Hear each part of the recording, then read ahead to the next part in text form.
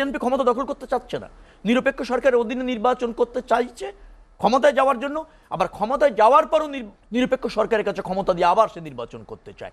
এর চেয়ে জবাবদিহি কি হতে পারে? অন্তর্বর্তীকালীন সরকারের তো কিছু সীমাবদ্ধতা আছে, কিছু দুর্বলতা আছে। আমরা বলেছি যে এক দল থেকে এক ব্যক্তি দুইবারের বেশি প্রধানমন্ত্রী হবেন না। তার মানে কি? ক্ষমতা লোভী হওয়ার সুযোগ নেই। শেখ রবিউল আলম, যেটি নিয়ে আলোচনা করছিলাম, আপনি বিএনপি সমাবেশে জনাব তারেক রহমানের যে বার্তা আপনি শুনেছেন নিশ্চয়ই, সেটি বাংলাদেশের গণতন্ত্র এবং সংস্কারকে বলা হচ্ছে যে নির্বাচনকে সামনে রেখেই সংস্কার প্রক্রিয়াকে এগিয়ে নিতে হবে।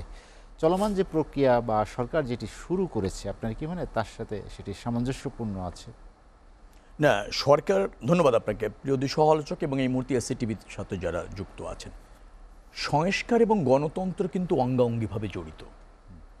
গণতন্ত্র যেখানে বিকশিত থাকে বা প্রতিষ্ঠিত থাকে, সংস্কার তখন মানুষের চাহিদা অনুসারে এবং সময়ের প্রয়োজনেও আপনাকে যেটাকে বলা হয় চলমান থাকে। সংস্কার কোনো সুনির্দিষ্ট না, সংস্কার হচ্ছে আপনার চলমান, ধাবমান। পৃথিবী যতদিন আছে মানুষের জীবনযাত্রার মানের পরিবর্তনের সাথে সাথে তার চাহিদার পরিবর্তন হবে, তার অধিকারের পরিবর্তন হবে, রাষ্ট্রে তার দায়িত্ব কর্তব্য পরিবর্তন হবে এবং সংস্কার প্রয়োজন হবে। গণতন্ত্র কেন? ধরেন পশ্চিমে একটা দেশে তো একটা সরকার খুব ভালো করে, তারপরে সেই সরকারের পরিবর্তন হয় না? পরিবর্তন তো হয়, কারণ ওই সরকারের পরিবর্তে আরেকটা সরকার মানুষ চায়, এই কারণে ওই সরকার হয়তো তার চাহিদার কিছু অংশ পূরণ করবে, যেটা বিদ্যমান সরকার করেনি।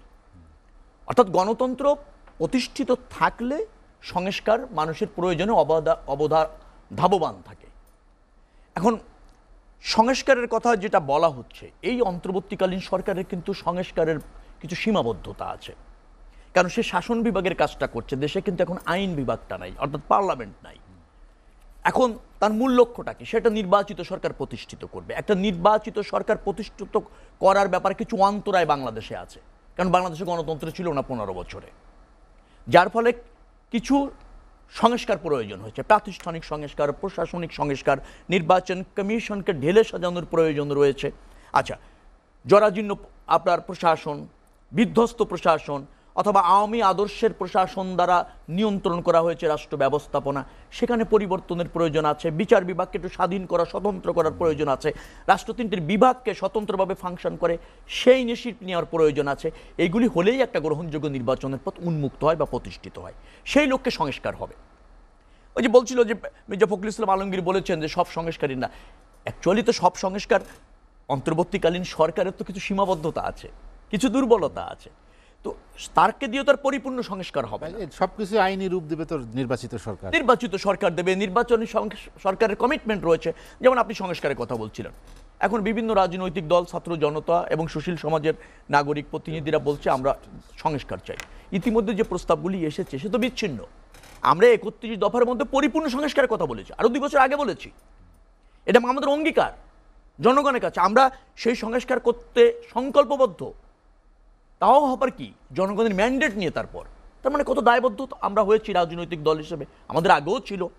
যেমন আমরা রাষ্ট্র কাঠামোগত সংস্কার বলেছি, সেখানে কয়েকটা বলেছি রাষ্ট্রপতি এবং প্রধানমন্ত্রী ভারসাম্য করব আমরা ক্ষমতার, কারণ আমাদের সংবিধানে প্রধানমন্ত্রী একচ্ছত্র আধিপত্য, তিনি 3টি বিভাগের উপরে খবরদারি করেন, সেটা যাতে না হয়। আমরা এটা বলেছি। তো আমরা বলেছি আমরা ধরেন আপনার রাষ্ট্রের 3টি বিভাগ, শাসন বিভাগ, বিচার বিভাগ, আইন বিভাগকে স্বতন্ত্র রাখবো, একে অপরের সমন্বয়ক হবে, তাই তো, সমন্বয় করবে, কিন্তু একক আধিপত্য থাকবে না শাসন বিভাগের। আমরা কিন্তু সাংবিধানিক প্রতিষ্ঠানের নিয়োগ এবং তার ইমপিচমেন্টের ব্যাপারে সংবিধানে সংস্কার করার কথা বলেছি। আমরা সংবিধানকে সংশোধনের কথা বলেছি, অর্থাৎ সংস্কারের কথা বলেছি, পুনর্গঠনের কথাও বলেছি। আচ্ছা, আমরা সবচেয়ে বড় যে জায়গাটা, যে বাংলাদেশের গণতন্ত্র বিকশিত হচ্ছিল 91, 96, 2001, 2008 ভোটের মাধ্যমে, পঞ্চদশ সংশোধনী করে আওয়ামী লীগ যেটা আজকে এই আস্থাহীনতা করেছে, গণতন্ত্র ধ্বংস করেছে, ভোটাধিকার ধ্বংস করেছে। আমরা বলেছি নির্বাচনকালীন একটা দল নিরপেক্ষ সরকার আমরা সংবিধানে স্থায়ী রূপ দেব। এর চেয়ে বড় উদারতা থাকতে পারে না যেটা বিএনপি করেছে। অর্থাৎ বিএনপি ক্ষমতা দখল করতে চাচ্ছে না, নিরপেক্ষ সরকারের অধীনে নির্বাচন করতে চাইছে ক্ষমতায় যাওয়ার জন্য, আবার ক্ষমতায় যাওয়ার পরও মানে নিরপেক্ষ সরকারের কাছে ক্ষমতা দিয়ে আবার সে নির্বাচন করতে চায়। এর চেয়ে জবাবদিহি কি হতে পারে? আমরা প্রাদেশিক সরকারের কথা বলেছি, এটা কাঠামোগত সংস্কার। সরকারও সংস্কারের কথা বলেছি জাহিদ ভাই। আমরা বলেছি যে এক দল থেকে এক ব্যক্তি দুইবারের বেশি প্রধানমন্ত্রী হবেন না। তার মানে কি? ক্ষমতা লোভী হওয়ার সুযোগ নেই। খেয়াল করছেন, ব্যক্তি ইচ্ছা অনিচ্ছায় মানে রাষ্ট্র ব্যবস্থাপনাকে নিয়ন্ত্রণ করার সুযোগ নেই। আবার আমরা বলেছি যে আমরা যদি ব্রুট মেজরিটিও পাই দলগতভাবে আমরা একটা জোট সরকার করব। তার মানে সব মত সব রাজনৈতিক দর্শনের মানুষ রাষ্ট্র ব্যবস্থাপনার প্রত্যক্ষ সুযোগটা পাবে। আমরা কিন্তু এই কথাগুলি আমাদের ওই 31 দফার মধ্যে বলেছি। আমরা এও বলেছি দ্বিকক্ষ বিশিষ্ট পার্লামেন্ট করব। কেন বলেছি যে বাংলাদেশে অনেক মেধাবী মানুষ আছে, যোগ্য মানুষ আছে, সিনিয়র সিটিজেন আছে, রাষ্ট্রে তার অনেক কিছু দেওয়ার আছে, সেই অভিজ্ঞতা আছে। ধরুন আমি দেবব্রত ভট্টাচার্যের কথা বলছি, এই এই এই অন্তর্বর্তীকালীন সরকারের 2-4 জন উপদেষ্টার কথা বলছি। তারা রাষ্ট্র বিনির্মাণে ভূমিকা রাখতে পারে, কিন্তু তারা হয়তো ভোটের রাজনীতিতে দুর্বল। ভোটের রাজনীতি বাংলাদেশে কিন্তু অনেক কিছু নির্ভর করে। তিনি হয়তো নির্বাচিত হয়ে আসার যোগ্যতা রাখেন না, অথবা যোগ্য তা থাকলেও জনগণ হয়তো তাকে হয়তো ভোট দানে ওইভাবে অভ্যস্ত হবেন না, উৎসাহিত হবেন না। এই জন্য তাকে আমরা উচ্চ পার্লামেন্টে রেখে রাষ্ট্র বিনির্মাণে ভূমিকাটা করে দিতে চাই। তো এর চেয়ে বড় সংস্কার আপনি যদি বলেন যে আপনার রাজনীতিতে আমরা সংস্কারের কথা বলেছি, তার মানে কি? আপনি এখন যেটা দাবি করছেন বিএনপি সেটা অঙ্গীকারাবদ্ধ হয়েছে, অর্থাৎ আমরা এই রাষ্ট্রটাকে জনগণের রাষ্ট্র ব্যবস্থাপনায় প্রত্যক্ষ অংশ নেওয়ার সুযোগ করে দিয়ে চাই। আমরা জনরায়ের ভিত্তিতে একটা সরকার চাই, সেই পরিপূর্ণ সংস্কার করবে। তবে এটা ঠিক যে রাজনীতিতে যে দৈন্যদশা আছে, রাষ্ট্র ব্যবস্থাপনায় যে জরাজীর্ণতা আছে, সেখানে কিছু প্রাতিষ্ঠানিক সংস্কার না করা পর্যন্ত একটা গ্রহণযোগ্য নির্বাচন আয়োজন করা যাচ্ছে না। আমরা মনে করি যে অন্তর্বর্তীকালীন সরকার সেটাকেই ফোকাস দেবে।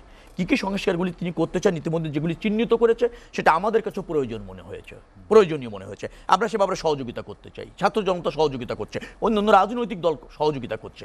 কিন্তু আপনার এই প্রয়োজনীয় সময়টা যেন আবার অজুহাত না হয়ে যায়, ন্যূনতম প্রয়োজনীয় সময়ের মধ্যে সেটা করতে হবে। কারণ একটা জনগণ কর্তৃক নির্বাচিত সরকারই কেবলমাত্র বৈধভাবে রাষ্ট্র ব্যবস্থাপনায় করার আপনার রাখে, যোগ্যতা রাখে এবং আপনার অনুমোদন রাখে। সেখানে কিন্তু মনোযোগীটা হওয়ার কথা আমরা বলছি। আরেকটা কথা আমি একটু বলতে চাচ্ছি, উনি বলছিলেন আমার যে মিলন ভাই বলছিলেন 26শে মার্চ Zia Rahman on behalf of Sheikh Mujibur রহমানের পক্ষে স্বাধীনতার ঘোষণা দিয়েছেন। সেটা হচ্ছে 3 নম্বর ঘোষণা।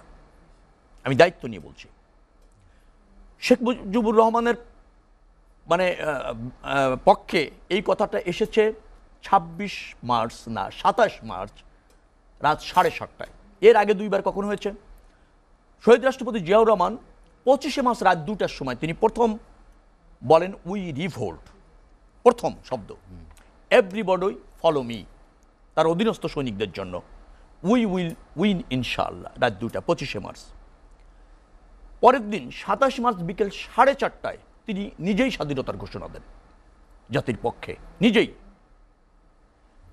তারপর আওয়ামী লীগের বন্ধুরা যেহেতু বলেন যে এই ঘোষণাটি শেখ মুজিবুর রহমানের পক্ষে হলে যে জনযুদ্ধটা তৈরি হতে যাচ্ছে, যে সশস্ত্র সংগ্রামটা তৈরি হতে যাচ্ছে, সব শ্রেণী পেশার মানুষের সম্পৃক্ততা বাড়ে।